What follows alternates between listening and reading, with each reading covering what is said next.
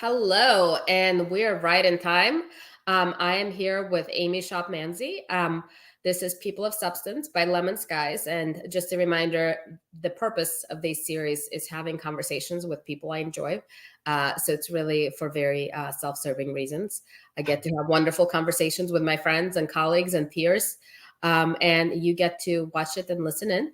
So Amy is head of grassroots advocacy at the American Heart Association.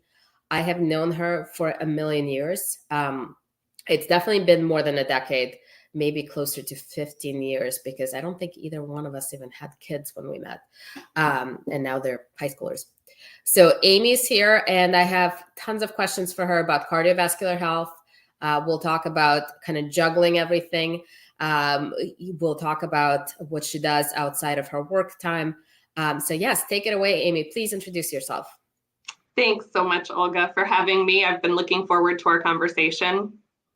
You said it. I lead the grassroots advocacy efforts at the American Heart Association. We've been doing that for a really long time. I love the work we do.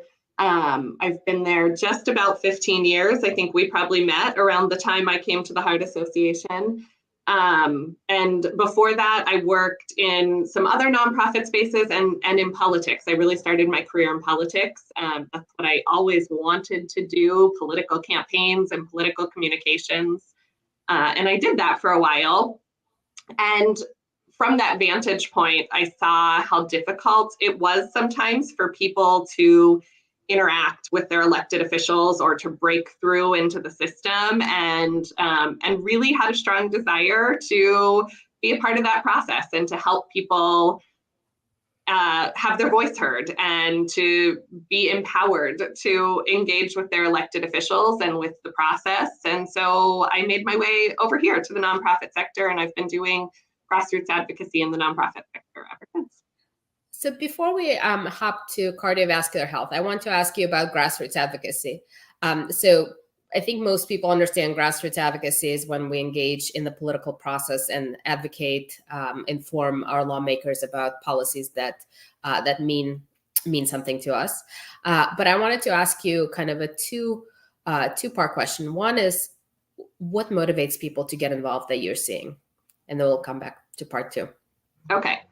I think it's human connection. It is either a personal experience and an understanding of the way that a policy will impact a person's life and their well-being and their community, or a vision of the way that will impact the lives of their children, their friends, their community members. So I think making that human connection in our outreach is so very important, helping folks understand that these sort of wonky, complex written policies sometimes, helping folks understand what the impact of that will be on day-to-day life, and how it will improve their communities. And so I think that is the strongest motivator. It's why we tell stories. It's why we ask folks to tell stories. I am endlessly impressed by and inspired by the folks who so vulnerably share their experiences with illness or with any number of issues to help others sort of come into the fold and be inspired to act. So grassroots advocacy, I mean, back in the day, that makes us sound middle-aged, when we first started kind of realizing that, you can use technology to inform political process, right? So it's not just about the meetings, but you can press the button and this letter magically goes to the legislator. And we would encourage people maybe personalize it, and 0.0% would, but it was there as an option. And then we've come a long way, obviously, between text messaging and, there's all these firewalls where form letters are just not something that goes through. So what have you seen change in grassroots advocacy space, and what are you excited about? It's a great question. I think the pendulum swings. You're right. We used to sort of go around with our petitions and have folks sign them or go out to events and really be in the community before this onslaught of digital advocacy, where we tried to replicate some of that in the internet sphere, and we did, and we continue to. Technology has evolved to a place where we can really provide folks resources and mechanisms to deliver personal commentary to their elected officials. We, through the pandemic, have had to really rely on those tools and abilities. We've done a lot of this, of arranging meetings with citizens and their elected officials over Zoom, over online conversations. We've used phone calls a lot, good old-fashioned phone calls, to make sure that elected officials, we work on all the levels. So in the State House, the City Council, and certainly our members of Congress continue to hear from folks. So I don't think it's rocket science. I think as people are able to get back out in their communities, those in-person meetings are the most impactful. And it's great that we can resume those. We just recently had an elected official meet up with several advocates over a coffee and talk about what was important to them and hear their stories. And they left really touched and impacted, and with stories that they will keep in mind when they are standing on the floor about to cast a vote. And so I think nothing is more impactful than those in-person activities as we can move back to them. But we've done a reasonable job of, I think, accommodating those conversations through the pandemic and through digital means. And she said resume, not resume. I almost feel like some of the digital technology, in some ways, it has made involvement more accessible. So if you're not able to travel to the state capitol or to Washington, D.C. from somewhere far away, you can take half an hour out of your day. So it almost in some ways feels like it's a little bit closer. Yeah, I couldn't agree more. And especially, we obviously have a lot of survivors of heart disease, survivors of stroke with limited mobility, limited ability to travel long distances from home. We've had volunteers who are on a transplant list and they can't travel across the country. So you are absolutely right. Digital advocacy has made all of that accessible to them in a way it wasn't before. So you mentioned heart health, and obviously you work with a lot of survivors.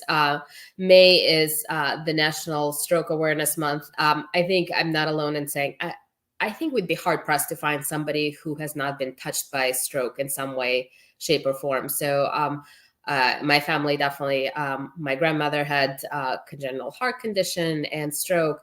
I mean, it's just definitely something that's very present and very aware. So can you talk, what do we need to know about stroke prevention, our risks? Is the Peloton that I do on a daily basis, is that helping me?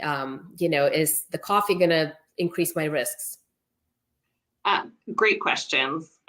It is Stroke Awareness Month, and stroke is the number 5 leading killer in America. It is the leading cause of disability. And you are so right. Everybody that you talk to, nearly everybody you talk to, has had a family member experience a stroke or a friend.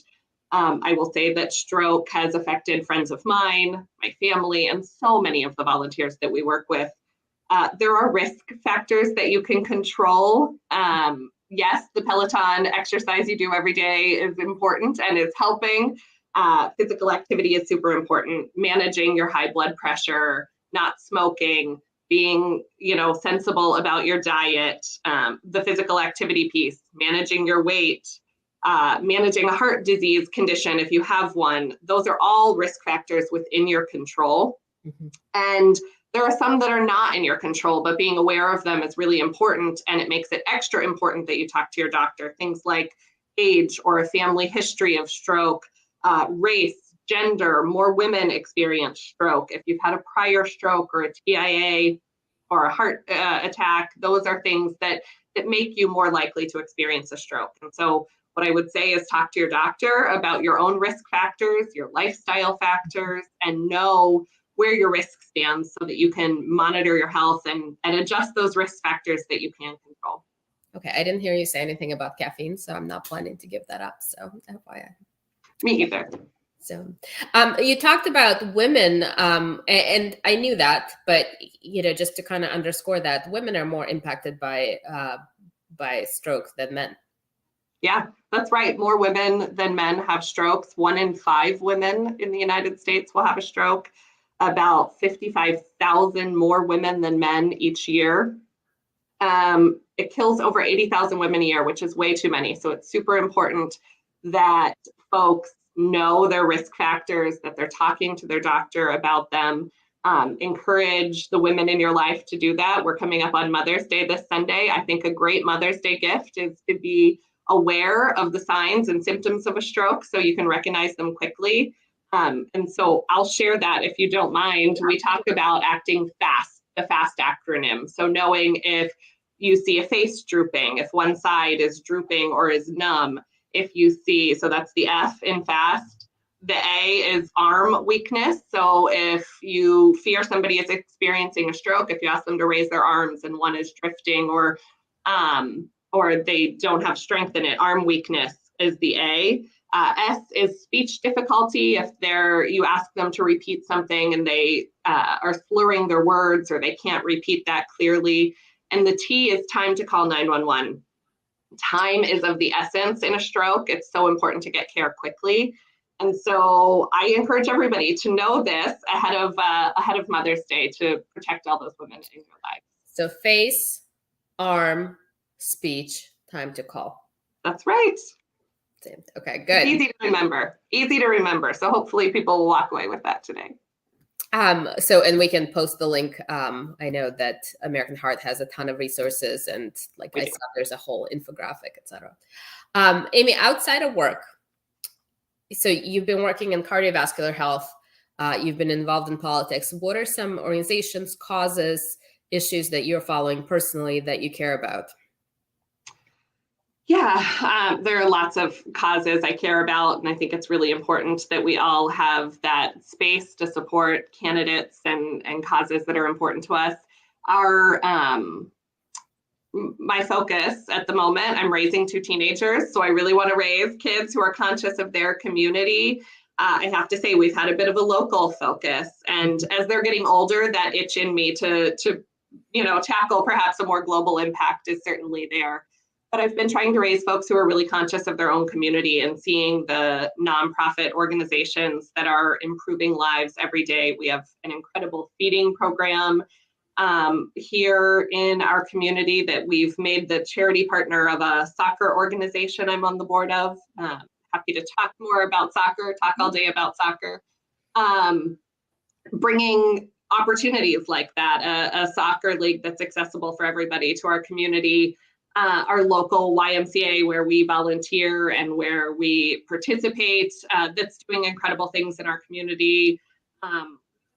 Really great community organizations that we try to support and volunteer with and be really present in building up our community and the space around us to take care of our neighbors and our friends and the folks that our kids go to school with, and just making sure that the community is a great place.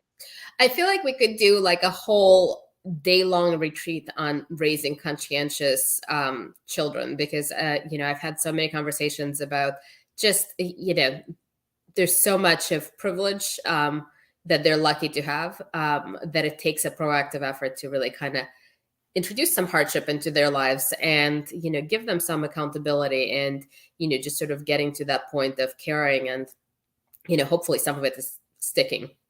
Yeah, I hope so all the time. We have lots of conversations. We try to provide them opportunities to volunteer, to be thoughtful about the resources. They're starting to do some work, to babysit, to mow some lawns for folks, and being thoughtful about how they use that money and where they might donate. We keep a donation piggy bank in our house where we put sort of all of our change, and the kids, every so often when that gets to a full level, the kids get to look at some charities and pick where they want to donate that.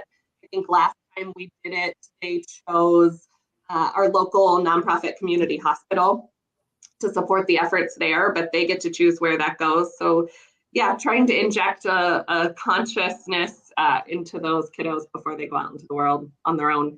That's so inspiring. I love that you have a piggy bank, because every once in a while I'm like, really, don't you want to do it? Like, we subsidize volunteering. So one of the kids volunteers on a regular basis, but we sort of offset it.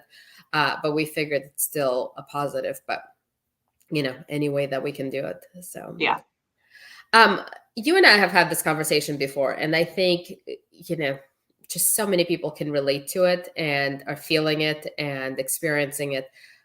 Juggling all the community involvements, like you want to be that involved parent, juggling the children themselves, juggling work, trying to be successful at all of it. I have this perpetual feeling of not doing enough.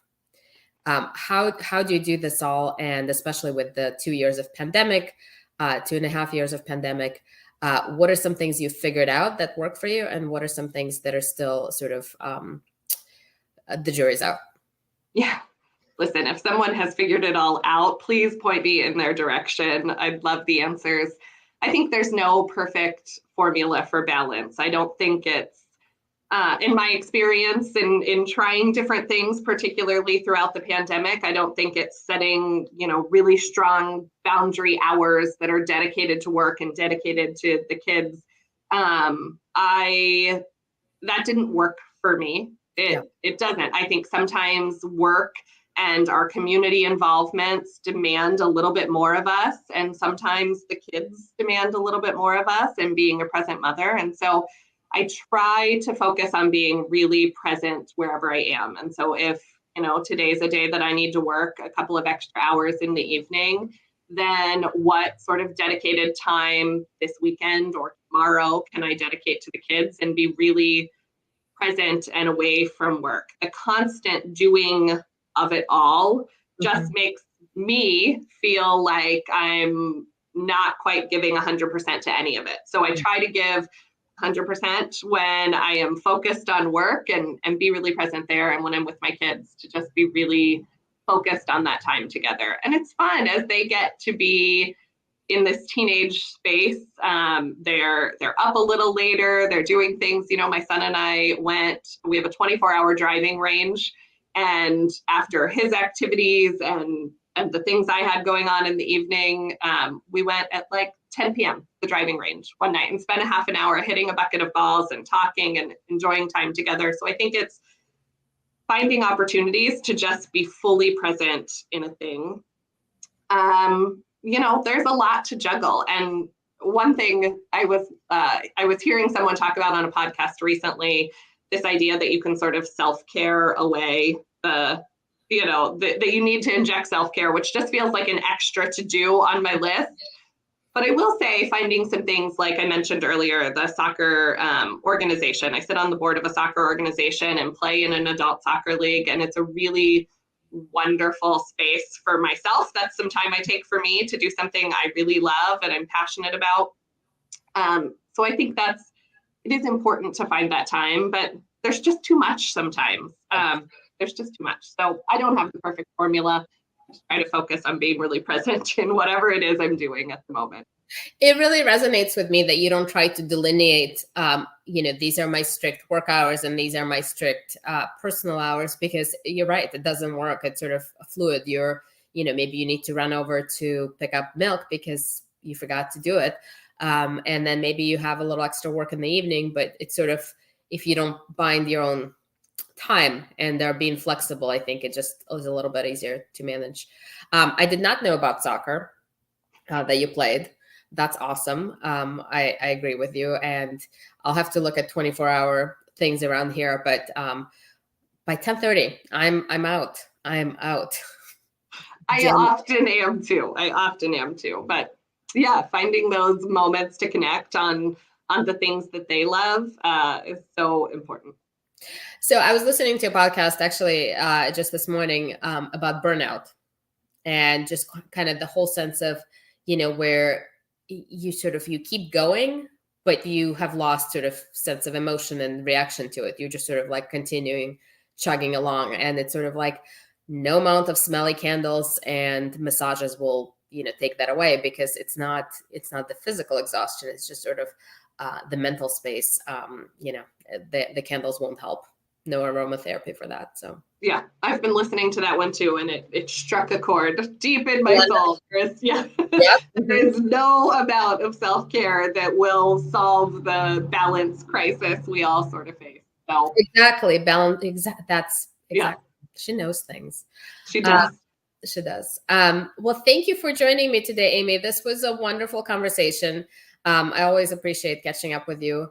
And fast, just to remind everybody, face drooping, arm having a hard time lifting it up, speech slurring, time is of the essence to call emergency services right away or get yourself to the hospital.